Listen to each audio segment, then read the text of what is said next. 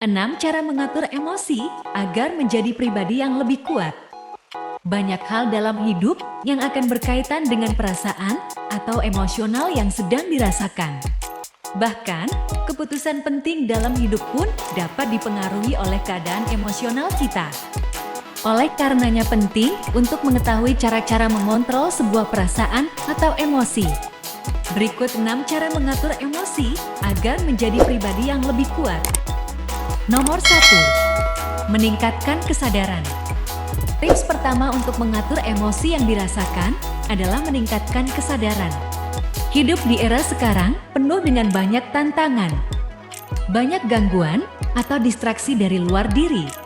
Terkadang kita akan fokus terhadap hal-hal eksternal daripada sadar atau memiliki kesadaran yang baik terhadap diri kita sendiri.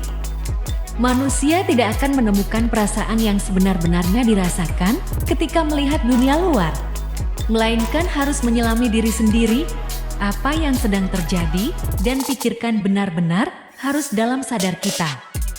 Kesadaran akan apa yang terjadi dengan diri kita sendiri merupakan sebuah fondasi utama dari mengatur emosi atau perasaan yang sedang dirasakan.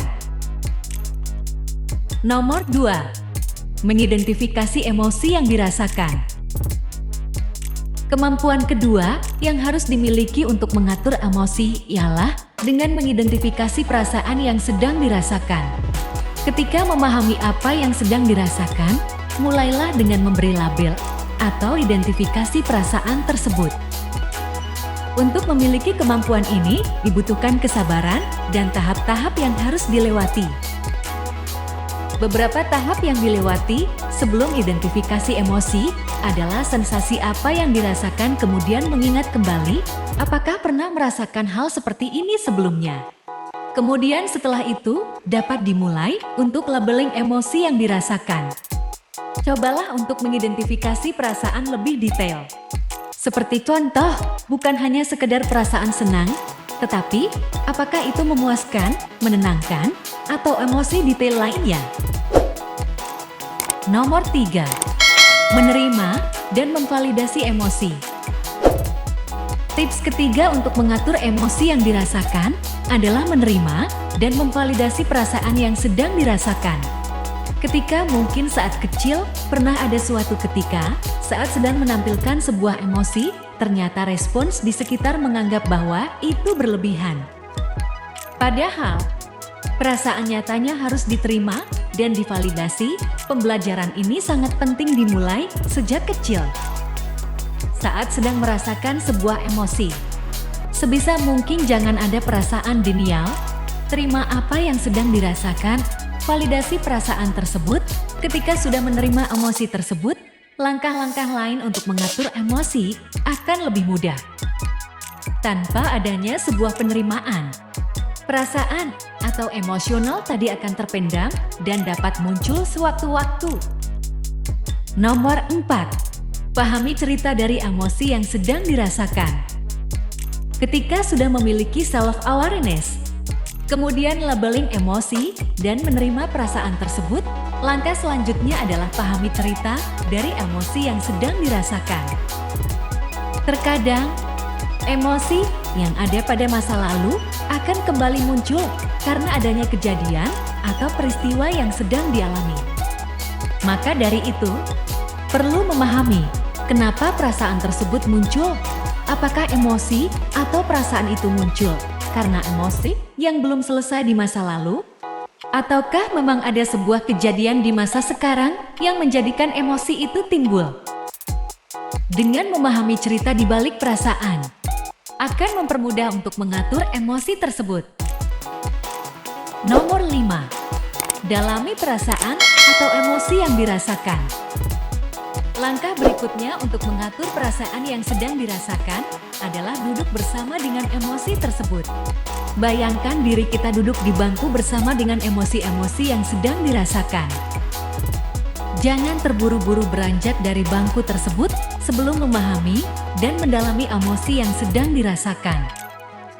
Apabila emosi atau perasaan tersebut belum selesai berbicara dengan diri kita, maka hal ini akan mengakibatkan emosi tersebut akan tertinggal. Akibat dari tidak selesainya sebuah emosi, ialah menumpuknya emosi tersebut yang mempengaruhi status mental dan respons kita terhadap hal lain di masa depan. Maka dari itu, dalami dan pahami perasaan sebelum benar-benar fokus dengan hal-hal lain. Nomor 6. Ekspresikan emosi atau perasaan yang dirasakan. Tips terakhir untuk mengatur emosi atau perasaan yang sedang dialami adalah mengekspresikan emosi tersebut. Hal ini akan sangat membantu untuk mengatur emosi, namun dengan berbagai catatan. Ekspresikan emosi sebisa mungkin tidak menimbulkan kerugian bagi orang lain. Dengan mengekspresikan emosi seperti menangis ketika bersedih, tertawa ketika bahagia, setiap orang memiliki cara yang berbeda dalam mengekspresikan perasaannya.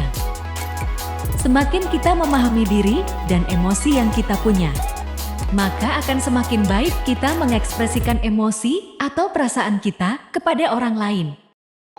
Kamu dapat mempelajarinya agar dapat mengatur emosi dengan baik.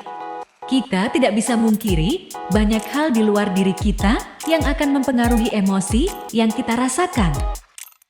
Maka dari itu, kemampuan untuk mengontrol emosi sangat penting agar kita dapat menjadi pribadi yang lebih tangguh dan dapat menjalani kehidupan dengan lebih baik.